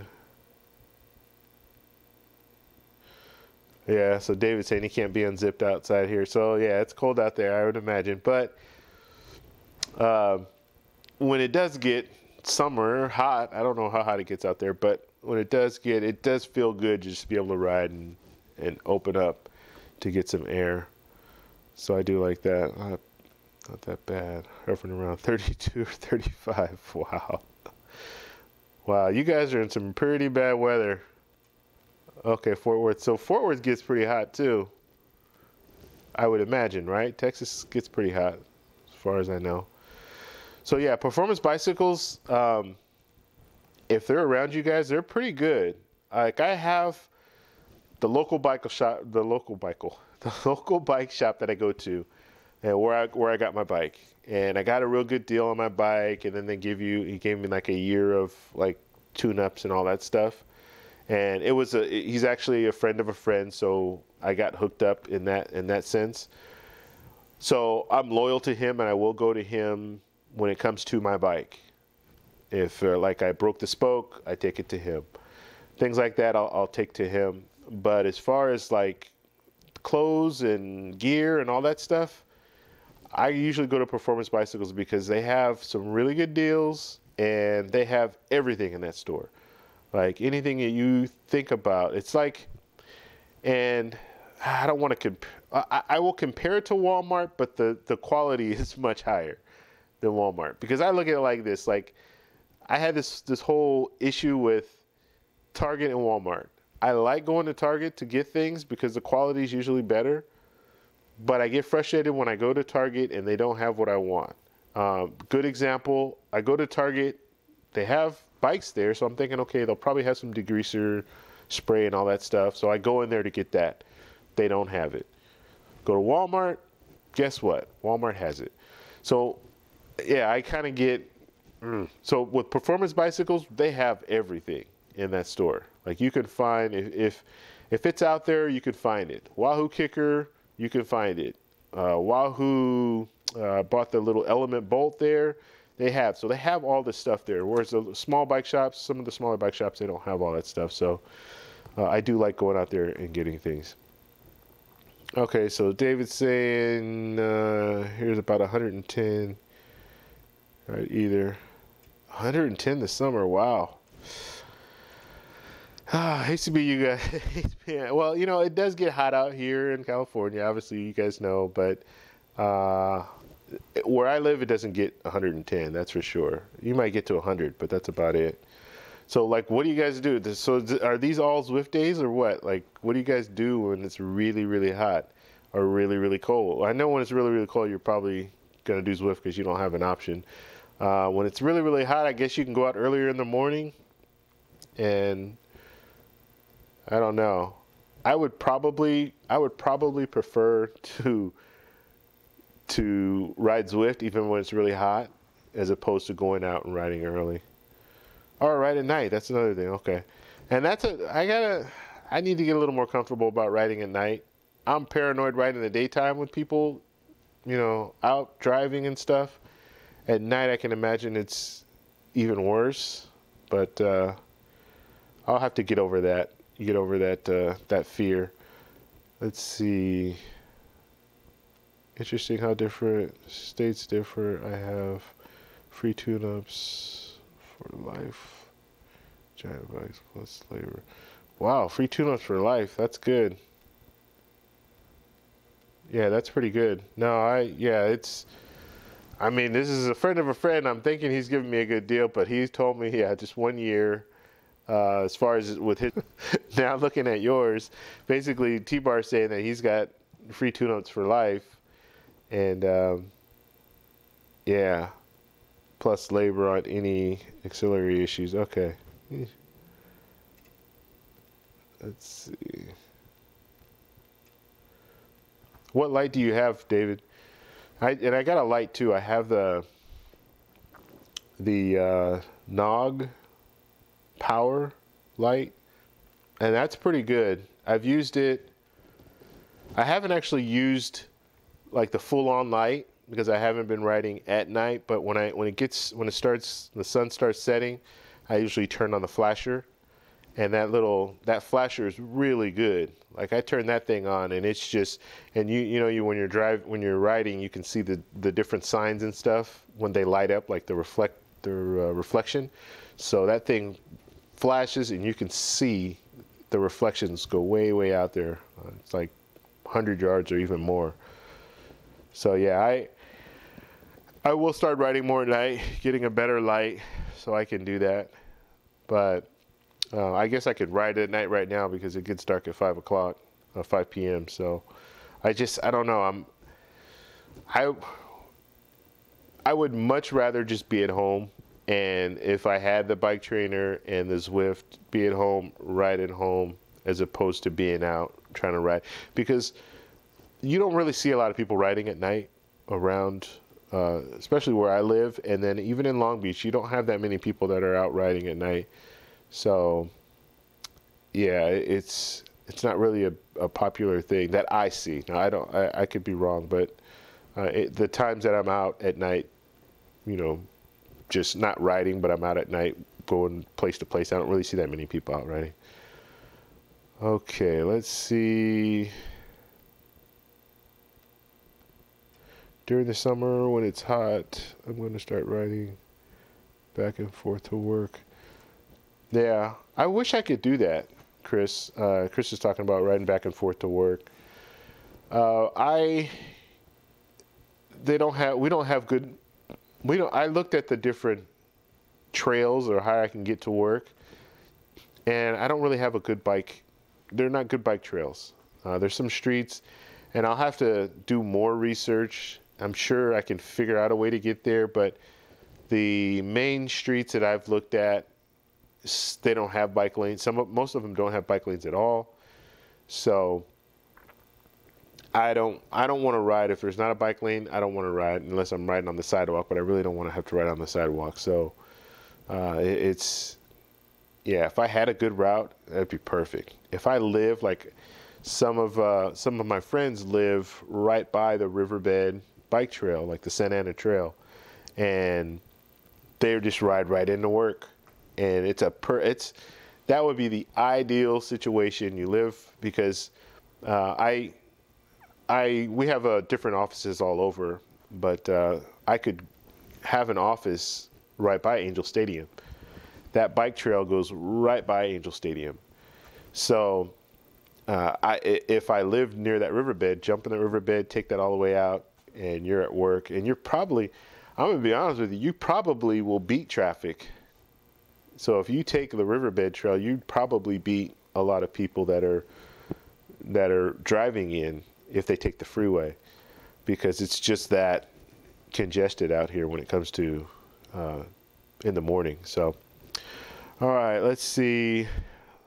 During the summer, okay, let's see. T-Bar, St. Louis, the climate is never very good. It's either hot as hell or cold as hell. Wow, okay. So T-Bar, when you guys get another football team? Rams are doing pretty good right now.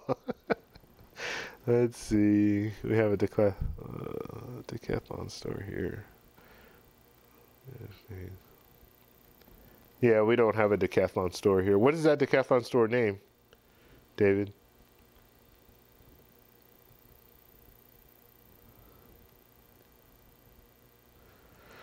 Okay, Komoot. David, you talk about Komoot. That's something I'm going to look into. I have what is it called? Ride with GPS. That's what I'm using right now with the Wahoo Bolt. And I know Komoot is one of the apps that you can use to plan out a route. So I'm going to look at that. I heard that Komoot is a lot easier to use than Ride with GPS. Ride with GPS is good, but it's a little finicky. So I'm gonna look at Komoot too to see how that works. Zwift riding is the same. Outdoor riding with Zwift, you mostly pedal nonstop. Outdoors, there's always times where you can take 10-second break. Zwift is a workout. Okay. Yeah, that's good to know. I'll find out. Screw the Rams. What's wrong? Hey, they won you guys the Super Bowl. So, yeah. Oh, Decathlon is the name of the place. Yeah, it's a French chain. Okay. All right, guys. I'm gonna go, but thanks for stopping by, and I love all the questions and all the tips and the pointers and all that stuff. I will be putting out a video probably in the next couple of days. That'll be week 6, week 7, and then next week, next Monday, we'll be doing another live stream, and I'll post the topic. So whatever the topic is going to be, I'll go ahead and post that so you guys can know ahead of time. Usually Saturday, I'll post the live stream topic that we'll be talking about. And so, like I said, I'm still working on all the little fine-tuning everything and trying to get everything right. But I'd like to be able to at least show a video or something while I'm talking. I don't know, it's just boring. I just feel that it's boring just me talking. So I like to have something else going on in the background. That's just me. I don't know. We'll see if I can even get it to work, because it was very, very choppy. So if I maybe we'll see. I'll try to figure something out. But just so you guys can kind of see something, maybe one of the rides that I did that week, we can just have it going. It's not going to be edited or anything. It'll just be there so you can see it, just kind of like we watch now. Because there are a lot of different things that go on the road that I don't necessarily talk about, or I don't even catch, because honestly, the way I have this set up is I have a camera, I have that Nog power. It's like a power bank slash headlight. So I use it as a power bank. I plug it in to my Sony X3000 and I have a 128 gig SD card, and I just ride. So I can have that on for 3 hours, 4 hours easily. So I don't always watch all the footage, and honestly, usually I don't watch all the footage. So there's probably things, I know there's things that I'm missing that are going on I might just not see. So it would be kind of good just to have it play in the background and maybe catch some of the different things that go on. So good night, Chris. I see that, and we'll be on again. Look forward to the next live stream. Right on. Okay, T-Bar, have a good one. Okay, so we'll sign off here. Thanks again for watching. If you are new to my channel, please subscribe. I'm trying to really get my subscriber count up so we can really start getting this out there to more people. And basically, the more likes I get, the more subscribers I get, the more YouTube sees it as a relevant channel, and then they will start putting it out there to everyone, or putting it out there to more people. I didn't really, I have another channel, so I started to learn how this whole algorithm works when it comes to YouTube, and it's not always what the content is, or it's not always how good the channel is. It's how the channel's promoted. So if the channel is promoted more, then people will find you. But you can have really good videos, you can have a really good topic, and people won't find you if the algorithms don't see it as being relevant. And one of the ways they see it as being relevant is when they see upticks in things. So upticks in subscribers, or upticks in likes, and upticks in views, all that. When they start seeing those things, then that's when they start promoting that more, because they know that people are watching. Okay, so like I said, next week, next Monday, 7 p.m. Pacific Standard Time. I'll talk to you guys later. Bye.